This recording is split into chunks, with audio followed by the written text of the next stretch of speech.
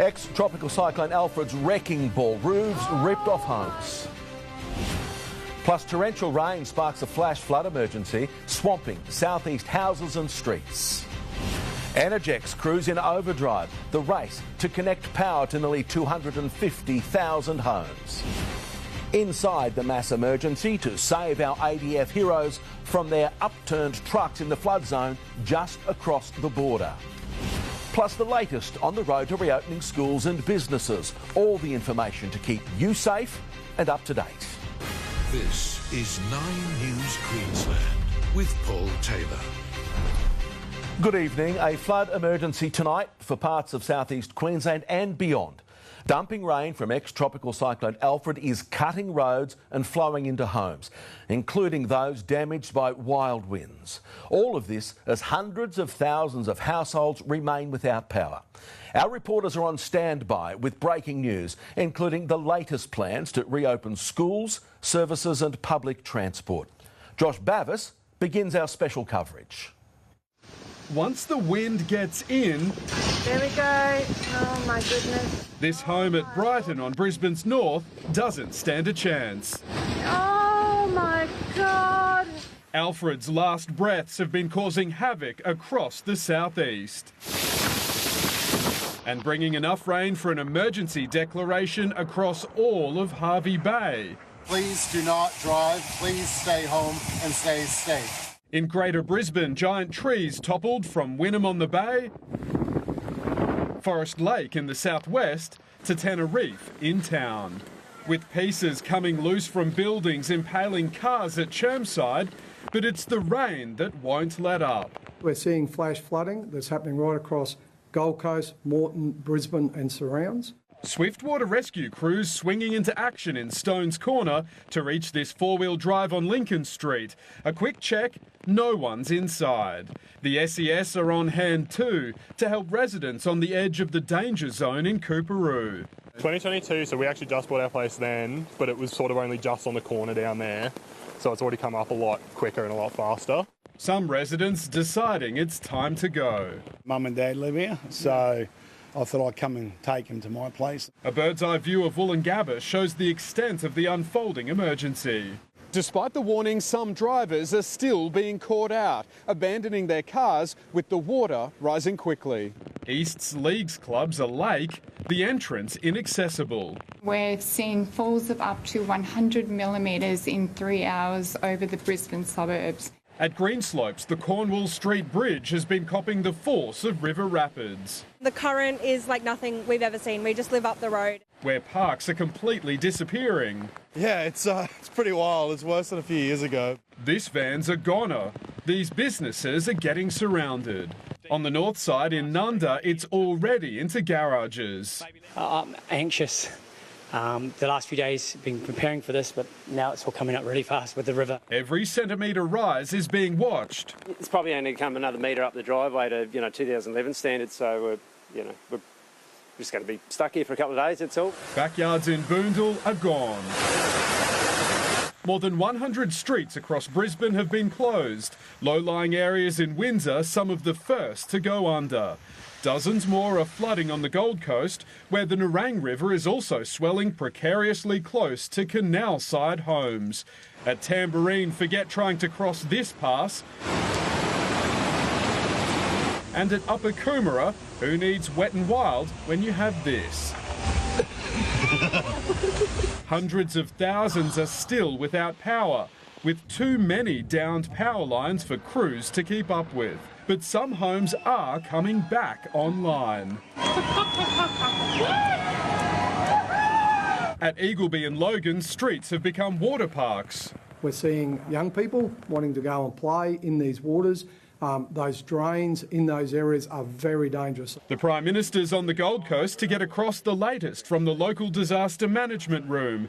We were warned flash flooding could impact tens of thousands of properties. The rainfall will continue, and the risk of intense rainfall with localised flash flooding is real. The sting in Alfred's Tale. Josh Bavis, 9 News. Let's go live now to Lily Greer in Tingalpa, and Lily, roads are going under right across the city. Oh, PT, you open up any sort of map app on your phone and south of the city, it is just absolutely littered with road closures. We're at one right here at Tingalpa. This is just coming off the gateway on Wynnum Road, and it is just a torrent of water, and it has been like this all afternoon. Thankfully, police put a stop to people driving through here, because I can tell you some people clearly didn't learn their lesson from 2022. People just ploughing through the floodwater here, a couple of them getting into strife, a couple of them causing chaos for other drivers, spraying water onto us and to other people on the road. Completely ridiculous behaviour. We've had people swimming in this water, some really irresponsible behaviour here this afternoon. Thankfully, the water level has not continued to rise at this intersection. It will remain closed though tonight, thankfully. Boundary Street, just off to the side here, it's completely underwater. Brown floodwater just sweeping through the street this afternoon. Houses are underwater, cars are gone. And just a short while ago, one of the residents actually came out. He was on his paddleboard with his Labrador Bailey, and he painted a picture for us of what it looks like down on Boundary Street right now. 3 hours ago, it was down to sort of knee height, and now we're probably about chest height in areas. We're on a battle axe block, so we're a little bit further towards the creek than the rest of the street. But yeah, unfortunately, we've got quite a lot of water there now at the moment. So, PT, a lot of the houses up here on Wynnum Road, they have got water through them tonight. The residents have packed up and gotten out before the floodwater got any worse, and they're going to be returning tomorrow morning to see what sort of damage they're faced with. Yeah, pretty smart move though, that's for sure. Thank you, Lily Greer in Tingalpa. Well, Alfred's aftershocks have been far-reaching, shaking up communities as far north as the Fraser Coast. Residents there waking up to extraordinary flash flooding, swamping cars and homes and threatening lives. A torrential onslaught in the heart of Hervey Bay. This is Torquay Road, usually a busy main street, now submerged. All this courtesy of Alfred's wicked web of wild weather. Hervey Bay is copping up logging right now. All the warnings yesterday in terms of the cyclone watch area and the severe warning area did not include Hervey Bay. Yet the Fraser Coast, almost 300 kilometres north of Brisbane, copping a 230mm drenching in just 3 hours. Relentless sheeting rain, inundating garages and homes. Beachfront properties along the Urangan Esplanade waking up to a different kind of waterfront view. Extraordinary flash flooding, swamping cars left bobbing across town. Some drivers risking it all. Oh, dude! Oh, here comes the wave. A reckless display of bravado, or simply just stupidity. Watch as this ute takes on Mother Nature with water up to the windows. A terrifying reminder, never underestimate the wrath of an ex-tropical cyclone. We've had 7 rescues from vehicles, and we've had 9 dwellings that have had to be evacuated. Even the police station was ordered out as authorities declared an emergency situation. We've seen the police attend to 35 jobs, including 14 for people that were in danger, in risk of losing their life. Tonight, Hervey Bay remains in the severe weather warning area. Due to that heavy, intense rainfall that we're experiencing, and we're asking people to take shelter now. In some areas, those floodwaters have receded, but the Fraser Coast community remains on edge. We're looking at the forecast for the rest of the day, and it is very, very concerning. We'll certainly be there to see things through for the Hervey Bay community. Emily Praying, 9 News. Let's talk to weather expert Garry Youngberry now, who is live from Wavell Heights. And Garry, it felt like Alfred took an eternity to cross the coast. Where is it now? Well, the system is inland, but still, as you can see, tapping into plenty of moisture. This is the result of that sort of 100 to 150 millimetres falling in just a few hours, and it's set to continue with that severe thunderstorm warning. Have a look at the radar now. Let's go to it across southeast Queensland, and that warning extends over the Gold Coast through the scenic rim, Redlands, and right up through to Brisbane, with that heavy rain set to continue for a few hours. So more flash flooding likely, with rain set to continue, and there's plenty of wet weather for the rest of the week. I'll get to that, PT, your full forecast a little later. Appreciate it greatly. To Jacob Chico now. He's at Redcliffe. Jacob, Alfred's winds had a destructive sting in the tail. Yeah, that's right, Paul. We know so many southeast Queenslanders impacted overnight, especially where we are here in Redcliffe, north of Brisbane. You can see behind me, giant trees have come down, roofs have come off homes, properties have been flooded, and tonight, sadly, there are Queenslanders without a home that's safe to live in, and that's all down to Alfred's fury and wind gusts of up to 100 kilometres an hour that's caused quite a lot of destruction. Packing an almighty punch. Oh! Winds so powerful they gave the roof of this Brighton home no chance during 100 km/h gales. Oh my God! A similar story in suburbs north of Brisbane, across Newport, Redcliffe and Scarborough. Sarah Littlehayes, no stranger to cyclones, but this one hit different. I've been through cyclones up north and I think this was scarier. The noise and the howling and screaming of the wind, and then the crunches and creaking of these huge Moreton Bay figs. Power has been on and off all night. The power pole and tree on her front lawn now compromised too. So every time that creaks and goes, it's loosening the power pole and it's about to go. No surprise, the people we've spoken to in this area say it was almost impossible to sleep overnight. These gale force winds coming through, but believe it or not, the roof is off this house and the person inside somehow slept through it all. I think we were asleep when the roof come off, yeah. Did it wake you up? No. How'd you sleep through that? Crazy, I had no idea. The roof ended up over these power lines. Daniel's living room is drenched, most of his belongings too. The clean-up will be huge. Just in shock, to be honest. Like, it's crazy. Like, you always see all this stuff on the news and stuff, but you never think it's going to happen to you, and then bang. Up the road at Scarborough, this apartment block copped it as well. Brand new building, only just finished, and look at it. Welcome to Redcliffe. Yesterday afternoon, many thought the worst of the winds had passed. Last night proved just how unpredictable systems like Alfred can be. This can be a feature of these sorts of systems when they, even though the systems do weaken below tropical cyclone intensity, they then interact with the surrounding environment in which they sit. You'll never stop Mother Nature, but you have to prepare for it. And when Mother Nature calms down, then the clean-up can begin. Jacob Chico, 9 News. The storm forced the closures of schools, of public transport and of many other services. Now, many are coming back online. Tim Arvia joins me in studio. Tim, first things first, schools, where are we at? Well, Paul, hundreds won't be closed tomorrow. Some will be, though. But we can confirm while there's been some confusion over the government website, there will be 426 state schools and more than 200 independent and Catholic schools across Queensland closed tomorrow because of power outages, storm damage or flooding. Schools in the Noosa, Sunshine Coast and Darling Downs council areas will be open unless otherwise advised, while on the Gold Coast they will be closed unless parents are notified by the school that they will be open. Now, across the rest of the southeast in the regions on screen now, parents should head to closures.qld.edu.au to check if their school is open. Even if you check the website earlier in the day, it has been updated in the last 30 or 40 minutes and the information could have changed. Here are some of the other major changes that are also happening across Queensland tomorrow.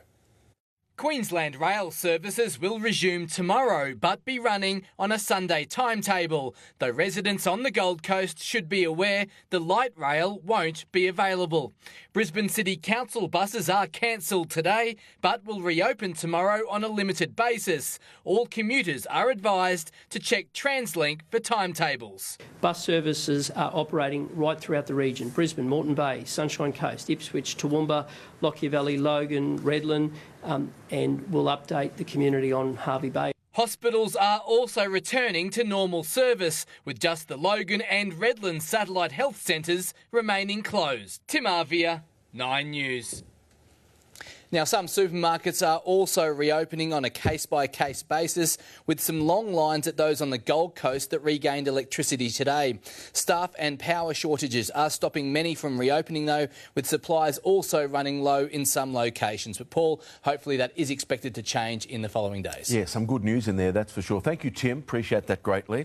OK, let's go live now to the Emergency Services headquarters at Kedron, where Premier David Crisafulli joins us. So thank you for your time. You've just been briefed on areas of major concern. What is the very latest you can offer us tonight?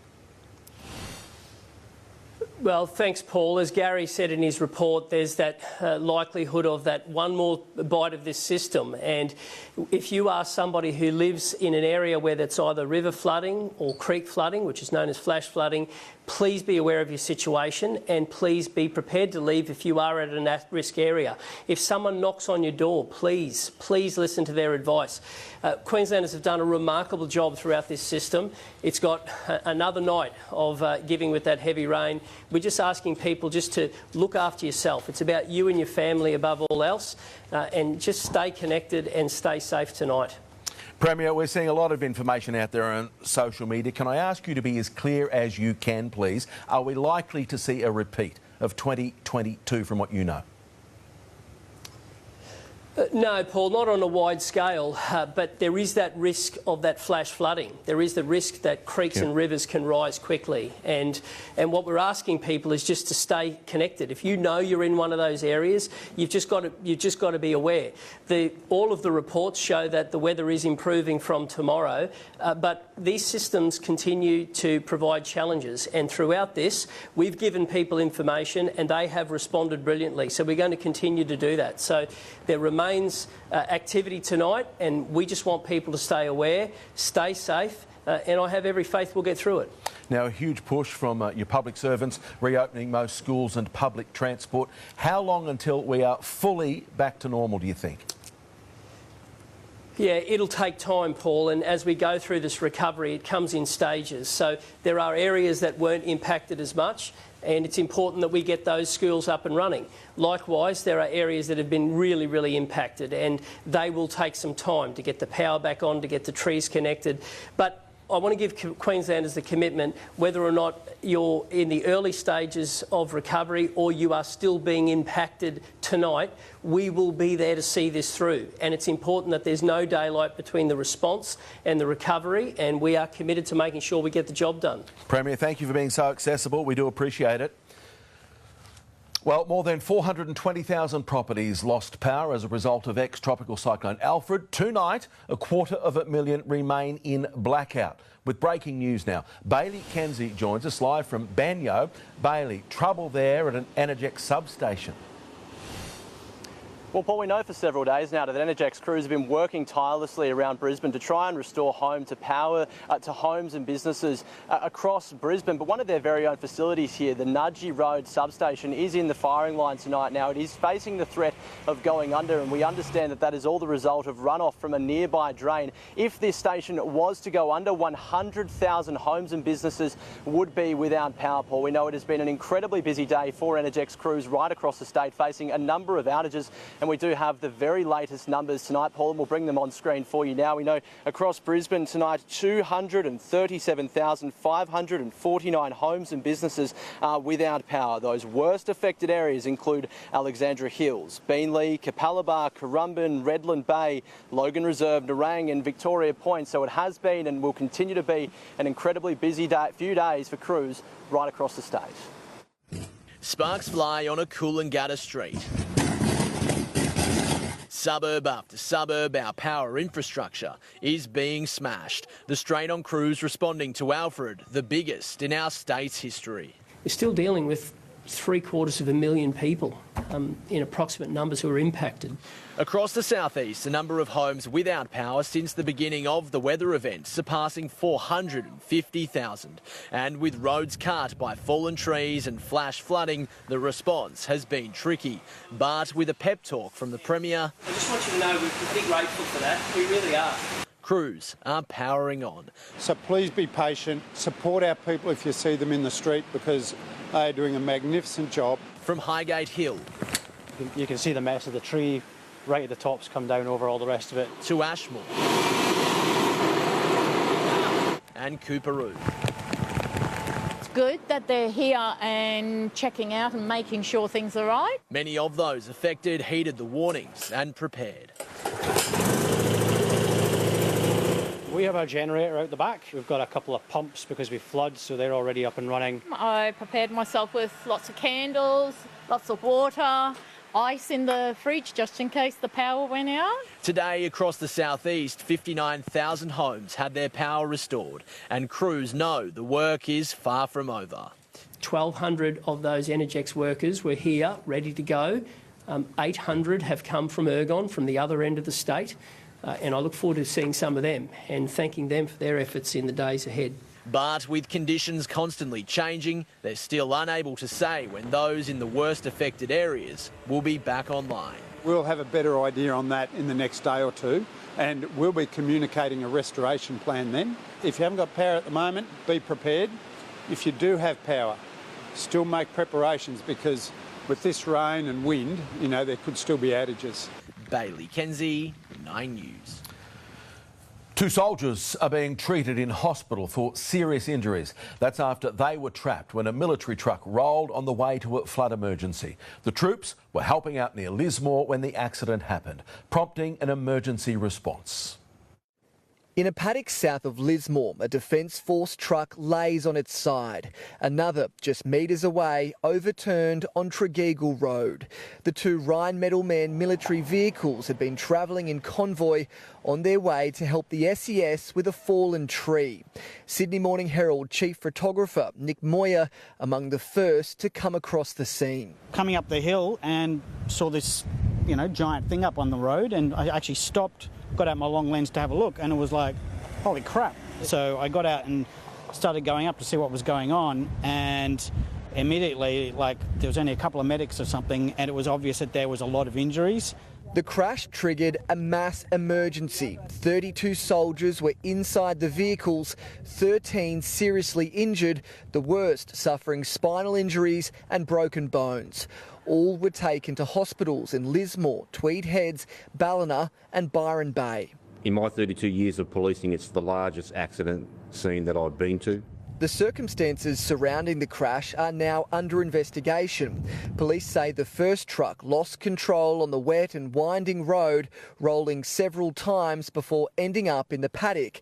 The vehicle following directly behind locked up and tipped as the driver tried to avoid a collision. I can say that all of them were wearing seatbelts, and there is a 4-point harness in the rear of those large trucks, and certainly the injuries were lessened because all of them were wearing those seatbelts. The conditions are treacherous, and if you don't know the roads and if you're not used to driving on these narrow country roads, it can happen to anyone. This afternoon, the Prime Minister visited Gallipoli Barracks in Brisbane, where the injured soldiers are based. Hey guys, how you going? Yeah. Thanks for your service.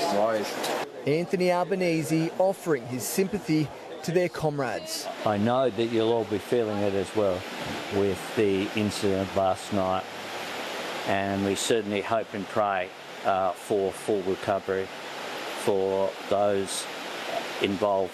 That will make it very tough, because I know that you all regard each other as family.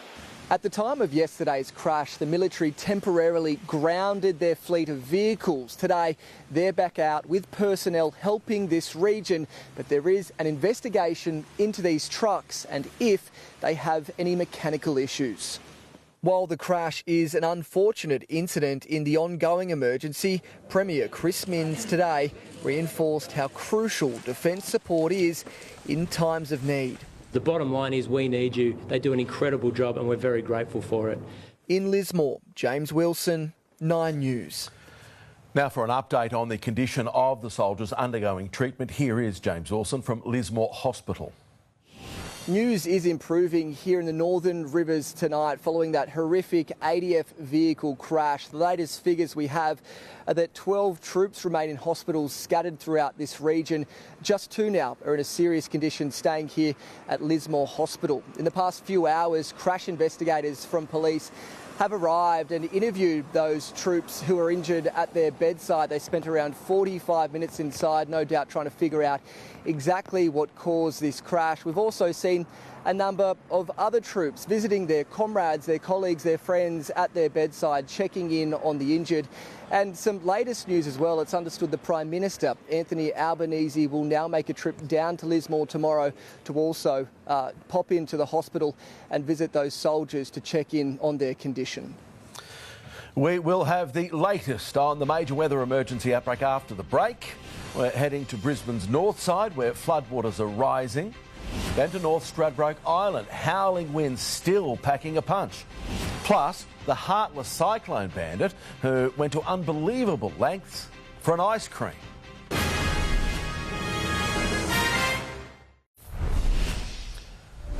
Returning now to our special coverage of ex-tropical cyclone Alfred and the flash flood emergency that's wreaking havoc right across the southeast. Let's head to Nunda and Brisbane's north side. Pat Heaney joins us. Pat, several streets are starting to go under where you are. That's right, Paul, and that rain has just come back again. It's been on and off all afternoon. You can see the effect it's having on these streets in places like Nunda. On some areas, there's houses that are okay. This is the high side of the street. You can see people up there sitting on the decks having dinner, watching the flood go by. But it's really the houses on the lower side that are of concern. The water really starting to lap into garages, getting to that bottom level where there is a number of belongings for a number of people. We saw these people pack up and leave earlier today, but we've been speaking to families up and down this street and right across Nunda who are waiting for this water to rise. The tide is coming in as we speak and there is more rain predicted. You can see that there's people who have been working to get the stuff up on the higher levels and they're really just waiting out, seeing what happens with this heavy rain that's picked up even more. We're here for a period of time that rose about 30 centimetres in just about 10 minutes, and that is what people are really concerned about, Paul. It'll be a sleepless night for a lot of residents in Nunda this evening and all across Brisbane.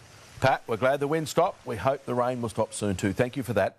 Our island communities are calling out for more support tonight. That's after days without power. Energex crews are working around the clock as backup generators run low. Claire Todd-Hunter filed this report from North Stradbroke. North Stradbroke Island is approaching nearly 48 hours without power as weather conditions show no sign of improving. There are a lot more trees and power lines down across the island today. Travel between the townships today has required a lot of weaving around the trees and branches down on the roads. The worst of it in Amity. That's after a night of very strong gusts, roaring, howling winds that shook walls and rattled doors and windows overnight. More intense than what we experienced as the eye of Alfred passed over the island as a tropical cyclone on Friday night before it was downgraded. While heavy rain, as you can see, remains very persistent today, not only leaving the wildlife soaked but hindering recovery efforts.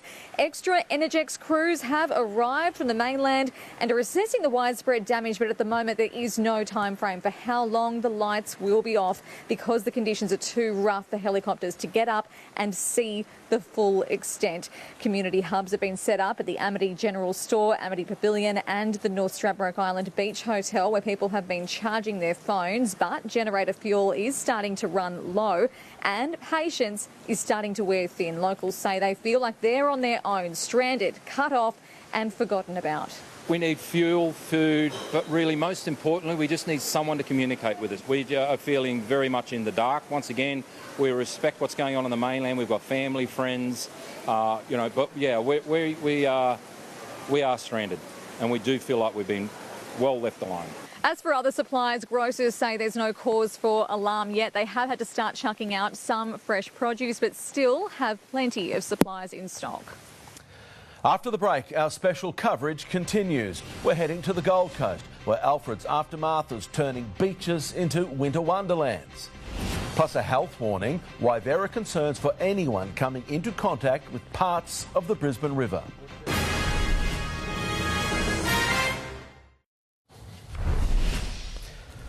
Welcome back now to some developing sanitation emergency with real health concerns for anyone coming into contact with a large section of the Brisbane River. Hataya Gripsky's in Morningside tonight. Hataya, what's happened? Well, Paul, during these heavy rain events like the one we are currently witnessing at the moment, Urban Utilities is forced to release raw wastewater into the Brisbane River. Now, 9 News understands that this is due to a complicated project to replace a broken sewage pipe that runs under the Brisbane River here at Morningside, and it can't handle these major stormwater inflows that it's currently experiencing. Now, we don't know exactly how much wastewater or sewage is actually being pumped into the Brisbane River at the moment, but we do know that it is constant during this heavy rain. We also know that this pipe underneath us here actually transports the wastewater of about 150,000 people from Brisbane's south side, so that paints a picture as to what's happening here. Now, Paul, this area is frequented by boaties, recreational fishermen, rowers and the like. They're all being urged to avoid coming into contact with the water here. Caution needed. Thank you for that, Hataya. Monster swells continuing to pound the Gold Coast. Let's say hello to Luke Bradnam at Surfers Paradise. Luke, the damage to the coastline is just getting worse. Absolutely, PT. Yeah, beaches still copping it. In fact, in many cases now, there is no beach. There's just a sheer cliff face where your favourite Gold Coast beach used to be. And despite the fact today that the swell actually dropped down to around 3 metres, the smallest swell we've seen in around a week here on the Gold Coast, it hasn't stopped the erosion. It's merely slowed it. Whereas we were losing up to 8 metres of beachfront per night at the height of Alfred's fury. On average this morning across Gold Coast beaches, around a metre was lost. Now, this rain is getting heavier tonight. There is a severe thunderstorm warning in place for parts of the southeast. Logan, Beenleigh and the northern suburbs of the Gold Coast really copping it, and that rain quickly finding its way into Hinds Dam. Hinds Dam on Thursday was at 99% capacity. Tonight at 120%, heading for record levels and spilling at a staggering 550 cubic metres of water per second. Now, that is the equivalent of 8 backyard swimming pools per second, and all of that water's coming through our river system, collecting debris along the way that will no doubt end up along our beachfront as well. So the bad news continuing for our beaches, PT. It could be years until they resemble anything like they did just 4 days ago. Yeah, that is quite amazing indeed. Thank you, Luke. Appreciate you being there for us. Well, coming up, continuing coverage of this emergency weather situation. Over the border, Lismore breathes a sigh of relief, but its neighbours remain on edge. Plus, the smashing cyclone Bandit who went to great lengths for an ice cream.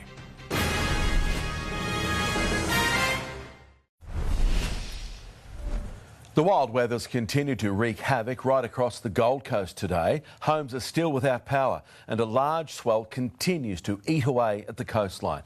And we're being warned more intense rain is on the way, with a severe thunderstorm warning in place for parts of the coast. Surfers Paradise turned winter wonderland. Seafoam spraying the Esplanade as the aftermath of Alfred slams the coast. Our beaches battered. Currumbin carved away.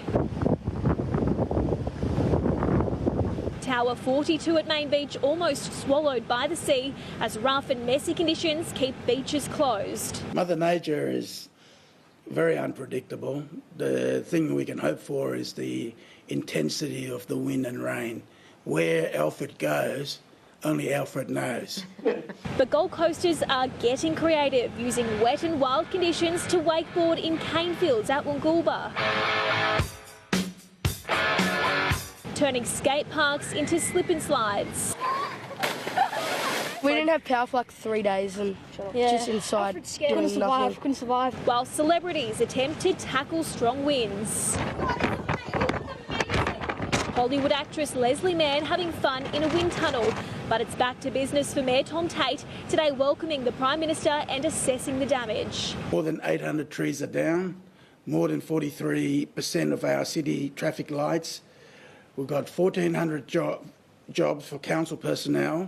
Council chambers remain cut off by large trees. 57 roads currently closed. Flash flooding causing dramas for drivers too. Saganto Drive in Helensvale, a hotspot with cars submerged. Lakes breaking their banks at Varsity, while Madrabar becomes a makeshift water park. There's some relief, at least for tourism operators. Gold Coast Airport reopening after 3 days. As local businesses lend a helping hand in hard times. Fortunately, we've still got power here at the bathhouse, so we opened up the bathhouse yesterday to any local residents who haven't got power, and they could drop in, have a shower, use our amenities. McKenna Bailey, 9 News. Let's go straight to McKenna now, Oxenford, where McKenna, the emergency warning for Gold Coast residents, it has just been upgraded. Just a matter of minutes ago, Paul, an emergency warning has been issued for parts of the southern Gold Coast. Currumbin Valley, Talabudra Valley and Elanora have been urged to take action now for major flooding. Now, as you can see, we're being smashed by relentless rain. We are here at the Oxenford Weir, where the Coomera River is rapidly rising. It's currently sitting at about 3.4 metres. Now, as we can expect more flash flooding over the coming days, Paul, we're being urged to stay inside and avoid travel if possible. Yeah, thanks for that very latest up-to-date advice, McKenna. Appreciate it. Well, they've been on edge for nearly a week, but tonight residents in Lismore are breathing a sigh of relief as the evacuation order for the town's CBD is lifted. Alex Heinke joins us now from Ballina. Alex, New South Wales, though, it's not out of the danger just yet. Yeah, absolutely not, PT. A new threat tonight, localised and flash flooding. We've seen it in a few areas across the course of today in this Northern Rivers region, just south of the Queensland border. But the good news, PT, as you mentioned, Lismore, after a few days, finally that evacuation order has lifted. They were dancing in the rain, able to return to their homes and properties across the course of today. But as I mentioned, plenty of wind, plenty of rain around, and we are seeing a little bit of New South Wales spirit. I know Queenslanders have plenty of it, but people are banding together in these tough times. Have a listen. Worried sick. I just don't like floods. There are many people, literally thousands, that have left their family and their friends to go and help the people of the Northern Rivers. So if you see them in the street, thank them on behalf of New South Wales. So, PT, things are getting better here in the Northern Rivers region, but still a long way to go with a lot more rain and wind forecast. Yeah, great news for the moment for Lismore CBD residents, that is for sure. Thank you, Alex. Coming up, the Cowboys, they've delivered a brutal reality check to the start of the NRL season. A storm surge strikes further south as Melbourne keeps its remarkable opening round record alive.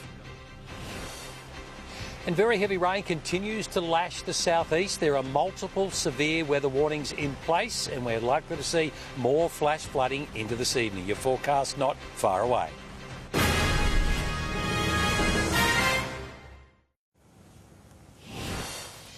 A rugby league storm surge has hit Melbourne, with the Eels annihilated 56-18 by Craig Bellamy's men. The Storm continuing their remarkable round one streak, having not lost a season opener since 2001. Soaring towards a 23rd straight opening round win.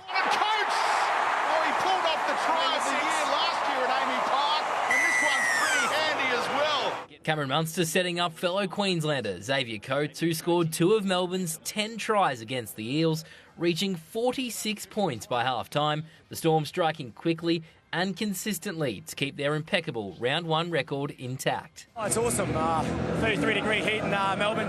Can't get any better. A blowout at Brookvale too. Manly running riot over North Queensland, who conceded 42 straight points and handed a brutal reality check in their first match of the NRL season. We had wasted dumb penalties. I think possession for the first 30 minutes was 70% to them, 30% to us. Yeah, they're a side that once they get that roll on, their big four just roll forward, and I think we just missed the jump with that, and then once they got their roll on, we couldn't get it back. Ahead of hosting the Sharks on Saturday night, Cowboys coach Todd Payton delivering a scathing review of players' performance and preparation. I spoke about some of our individuals being off the mark, asked them to have to think about their prep, physically and mentally.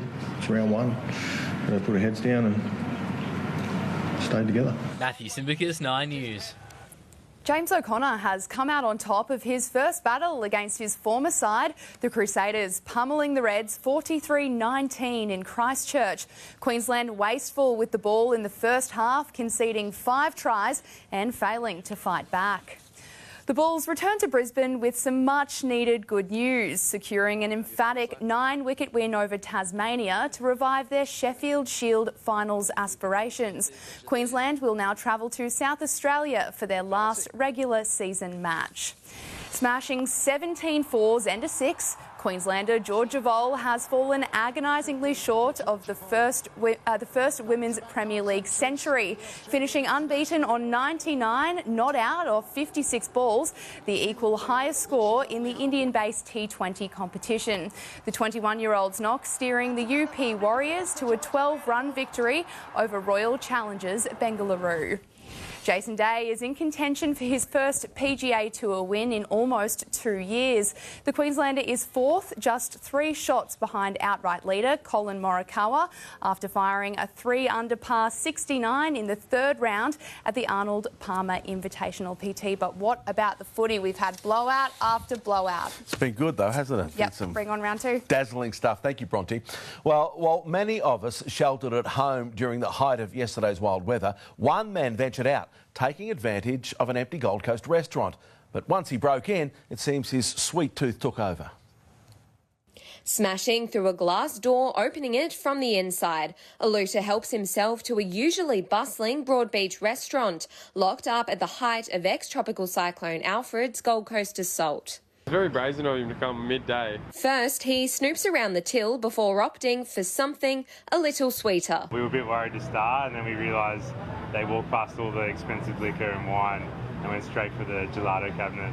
Helping himself to 6 scoops of Gemelli's gelato, taking his time to savour the flavours. I think he had a bit of everything, but he definitely had a good dig at the pistachio. Yeah, we were a bit short on it last night during service. There's a bit of a humour in the whole thing because it was like a mouse with a mousetrap with the cheese. He walked past the gelati cabinet, he's like, oh, gelati. But as he goes to exit with a full stomach and 2 bottles of whiskey, he leaves something important behind, his phone. The accused thief returning just an hour later to pick up his device, but police weren't far behind, chasing him from the restaurant and arresting him just down the street. Police laying 2 charges against a 40-year-old man, but a ban from Gemelli won't be part of the punishment. Come down to Gelato Gemelli in Nobbies and we'll be more than happy to give you a free sample, and even if he wants to come back for a free scoop, we'll happily we'll give one for him. Emily Saunders, 9 News. All right, Gary's back now with a check on the weather conditions. Gaz, what are the latest weather warnings?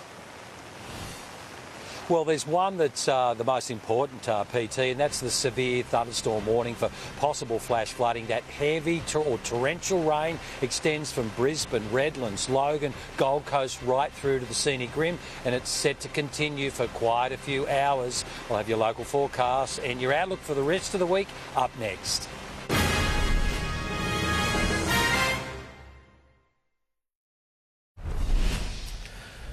Nobody more apt to speak to right now than our weather expert, Garry Youngberry. Garry, the latest forecast for the southeast. Are we going to get a chance to clean up this week?